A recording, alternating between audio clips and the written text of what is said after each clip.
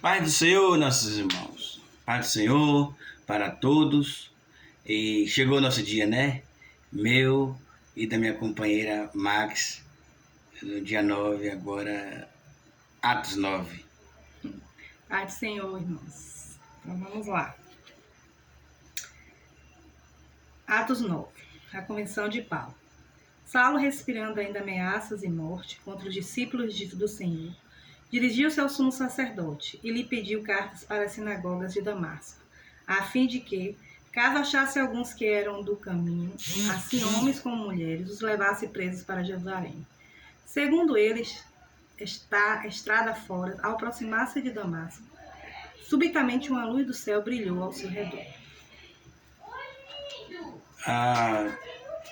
Lê aí o 11 ao 15 aí, filho. Então o Senhor... Ora, havia em Damasco um discípulo chamado Ananias. Disse-lhe o Senhor, numa visão: Ananias. Ao que respondeu: Eis-me aqui, Senhor.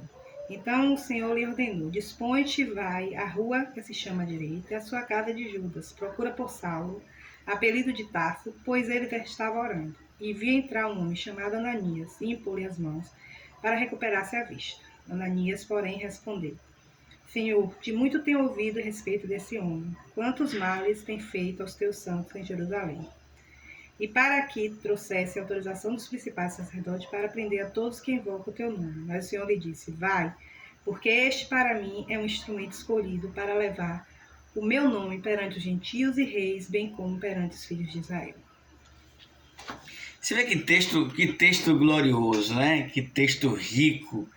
Qualquer pregador do mundo gostaria de pregar uma mensagem dessa.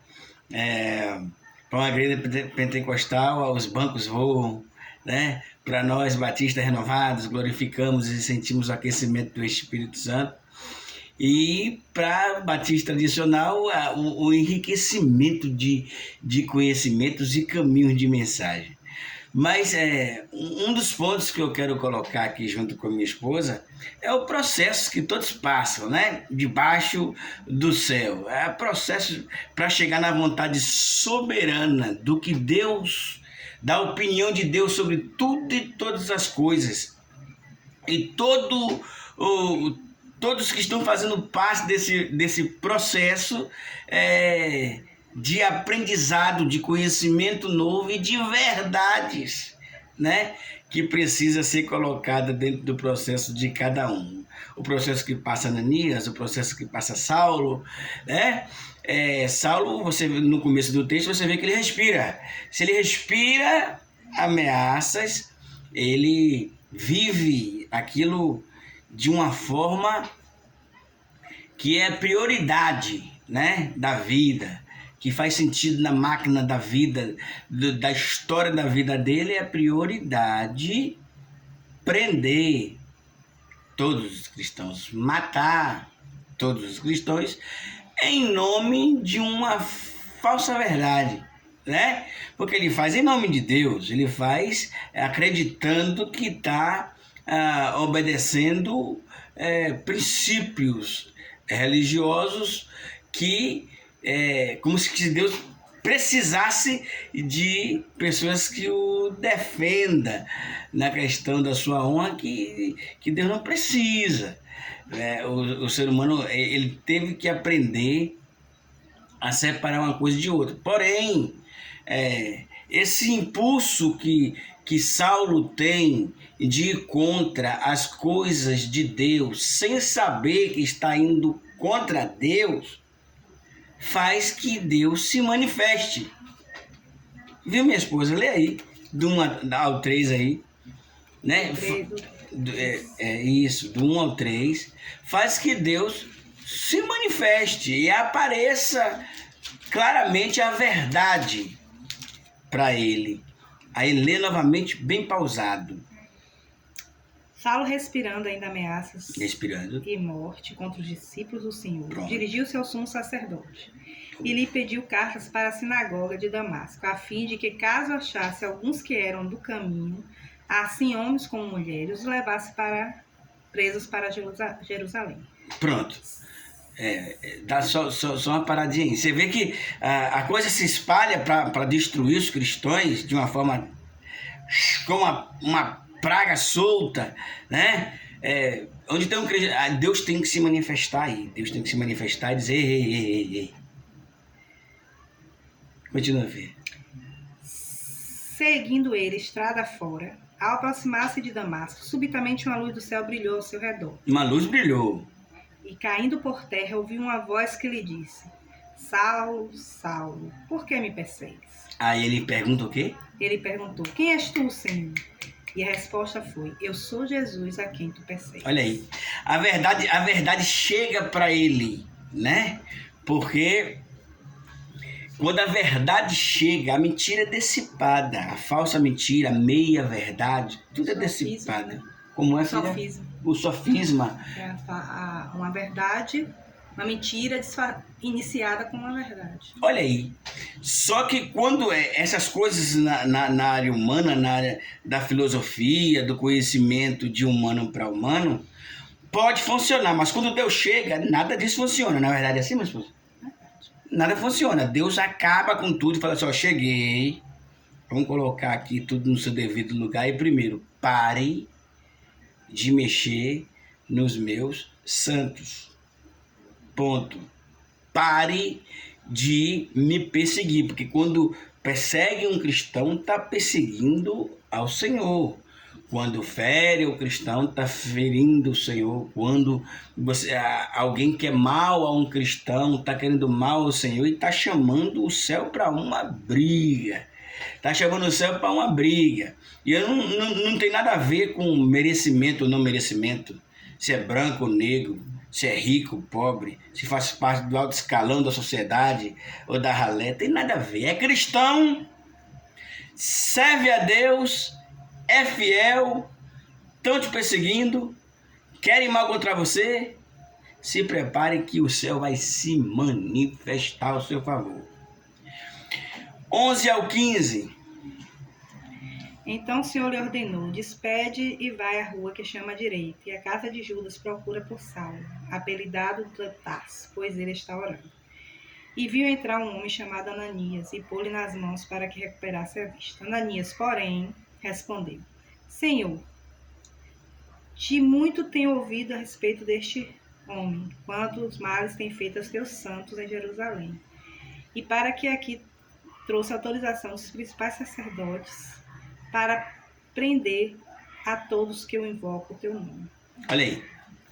Deus, minha esposa, deixa de propósito se manifestar, acontecer tudo isso e se manifestar naqueles que o buscam em espírito em verdade, sentimentos humanos. O medo de Ananias, né? Oh, muito bem colocado. Mas quem estava sentindo medo era crente?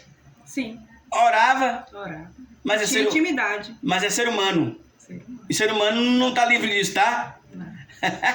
Então veja só, os seus medos, os seus pavores, né? E os meus, e os seus pavores e medos de coisas que ameaçam de longe e que tremendamente é assustador a sua história. Deus faz que se achegue bem pertinho de você para mostrar que esse leão é gato. Você está entendendo? Porque o Senhor é Deus.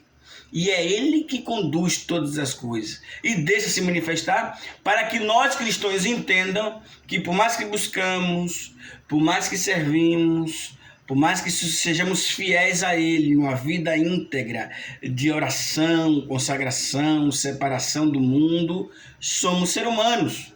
E temos medos. E temos? Medo. Olha aí. Fale. Eu falo assim, até a intimidade que... Quando a gente tem intimidade com Deus, a gente pode expor os nossos medos. Como Ananias tinha tanta intimidade com Deus que ele fez... Sim, Senhor, o Senhor está mandando isso, mas eu tenho ouvido falar das coisas que Saulo disse. E isso me causa pavor. Aí. Tá começando com Deus. Tá começando com quem? Com Deus. Era com o homem? Não, era com Deus. Então ele expôs a Deus. Aí Deus, sim, Ananias, mas não se preocupe. Quando Deus falou, não com as palavras que está aqui, mas falou em outras palavras. Não se preocupe, eu estou no controle. Vá fazer o que eu mandei. Ele mostrou os medos. É uma necessidade da gente mostrar as nossas fraquezas e debilidade diante do Senhor. Isso é dependência, minha esposa? Dependência. Isso é dependência. Então, Senhor, eu sou frágil, a coisa aí para mim não é fácil, os rumores é pesado, pode sobrar para mim, mas se o Senhor tá mandando e garante, então eu faço. Se o Senhor garante, irmão, por mais que você tenha medo, pavor, faça, tenha coragem. É o que Deus falou para Josué. Sê tu corajoso, forte, não é?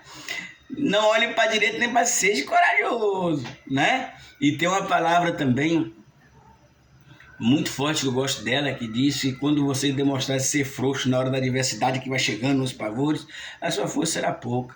Então você tem que ser forte no Senhor, né?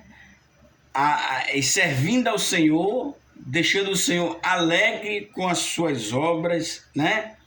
E a sua fé, que vai se cumprir aquela palavra que diz que a alegria do Senhor é a nossa força.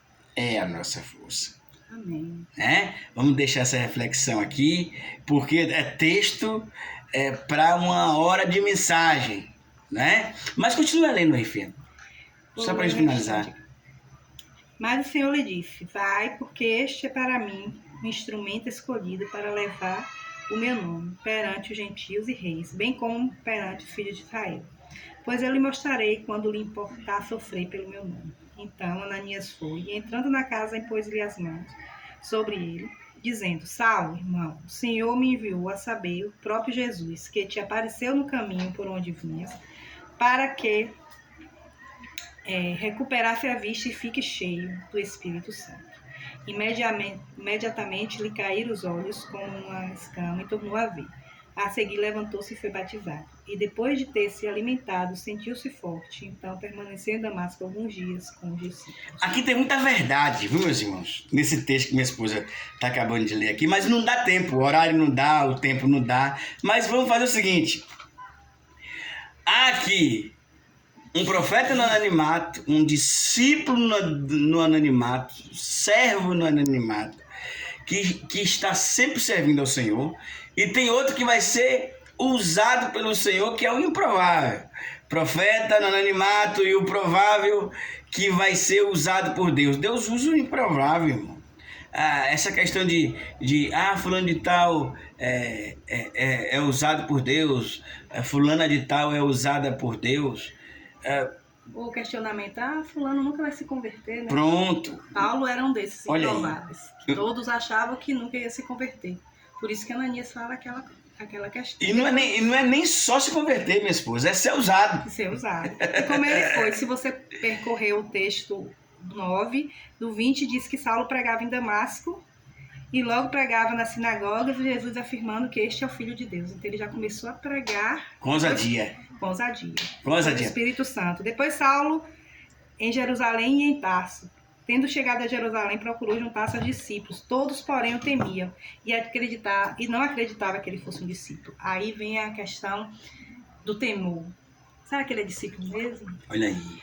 Será que ele é convertido fez tanta mesmo? Coisa, né, velho? Ele perseguia a gente. Será que ele não está usando a questão de ser discípulo para nos prender? Fez tanta coisa e agora... E aí ele chegou, né? Depois, tendo chegado a Cesareia, um dos irmãos levaram até Cesareia e dali o enviaram para Tarso. Aí a igreja crescia, se você for ler, a cura de Enéas. Passando Pedro por toda parte, desceu também os santos e habitava em Lida. Encontraram ali um homem chamado Enéas, que havia 8 dias havia cama paralítico. Disse Pedro: Enéas, Jesus Cristo te cura. Né? E Paulo... E aqui o processo aqui... Aqui tem outro processo. Os processos... Todo o processo que Paulo teve que passar, né? É o processo. Ele sendo usado por Deus, sendo improvável, né? Instrumento de Deus, né? E que as pessoas às vezes querem medir quem pode ou quem não pode ser usado por Deus. Deus usa quem quer, irmão, na hora que quer. Se Deus quiser te usar, quem é que vai impedir de Deus te usar? E aí é o problema muito sério e muito grave. Qualquer um que se entrar na área de que Deus está usando alguém e outro que vai querer perseguir contra, vai arrumar um problema com o Senhor. Por quê? É o Senhor que é o dono da vinha. É Ele o dono, né? É Ele o Senhor da casa. Então, um conselho que nós damos é: deixa Deus usar quem Ele quer. E se é para a honra e glória do nome dEle, porque dEle, por Ele, para Ele, são todas as coisas, deixa acontecer. Se vir a afronta contra Ele, aí a gente se prepare, nós como exército de Deus, vamos em oração contra esses que são contra o Senhor. Mas sobre merecimento, ninguém merece, irmão. Tem até um hino que eu e minha esposa, eu passei para ela, falei: ó, esse hino aqui, ó, fantástico, que fala: não mereci ser perdoado por Jesus, foi dura coisa.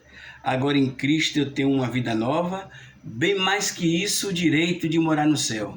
Quem era eu? Perambulando pelas voltas desta vida.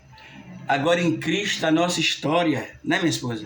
Se modificou e eu canto assim: quem era eu e quem eu sou. Então, não mereci. Você mereceu?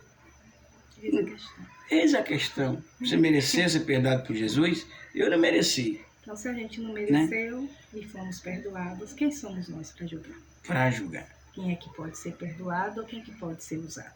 Colocando pesos em cima de outras pessoas para que a pessoa não cresça, não desenvolva por causa de um passado, por causa de uma história passada. Você tem um passado, eu tenho um passado, Max tem outro passado, mas em Cristo Ele faz tudo novo. O que a Bíblia diz? Aquele que está em Cristo, nova criatura é. O que? Se passaram e o que? E eis que tudo se fez novo. Tá? É cara de crente. Que Deus abençoe sua vida. Nós vamos orar, né? Aqui. A gente também vai orar pro Zequinha, né? Que tá no hospital, marido de Sumaia. É isso? Isso. Que Deus faça a vontade dele. Que se for para restauração, que seja restaurada. Minha esposa é crente. E se não for, que Deus nos console. É isso. Porque a gente tem que entender que tudo é para Ele, por Ele, são todas as coisas. Ele pode curar? Sim. Ele curou meu irmão, né? E Ele pode modificar? Pode. Mas Ele curou meu irmão, mas levou minha mãe. Ali. E a gente tem que glorificar a Deus em todos os momentos, porque Ele sabe o melhor. Ele sabe o amanhã, a gente não sabe. A gente, o que a Bíblia diz? Vós não sabemos, nos ensina a orar. Jesus fala: vocês não recebem porque vocês pedem mal. Ensina o padrão do Pai Nosso e as pessoas se esquecem do padrão do Pai Nosso e entram em um caminho totalmente tortuoso. Senhor, faça! Seja feita a tua vontade, assim na terra como é no céu. E cremos que a vontade dele sempre é boa, perfeita e agradável. Isso. Por isso que nós vamos orar agora por ele, né, e por todos, para que Deus abençoe as nossas vidas e a vida de todos. Amém. Pai, no nome de Jesus, nós estamos na Tua presença para Te render graças e louvor sobre a nossa igreja, sobre os grupos, Senhor, que a igreja pertence. E nós louvamos pela Sua palavra, que alcance vidas e que seja abençoado pessoas que escutarem esse vídeo. Sabemos agora de Zequinha, Senhor, seu filho. Pai, seja feita a Tua vontade assim na terra como é no céu. Mas pedimos uma coisa, o processo adianta, se é para cura, que cure logo, Pai. Mas se é para levar, que também o Senhor adiante o processo. Por quê, Senhor? Por causa do sofrimento do nosso irmão.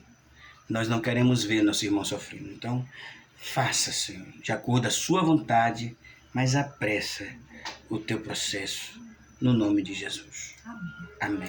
E graças a Deus. Amém. Deus abençoe a todos no nome de Jesus. Amém.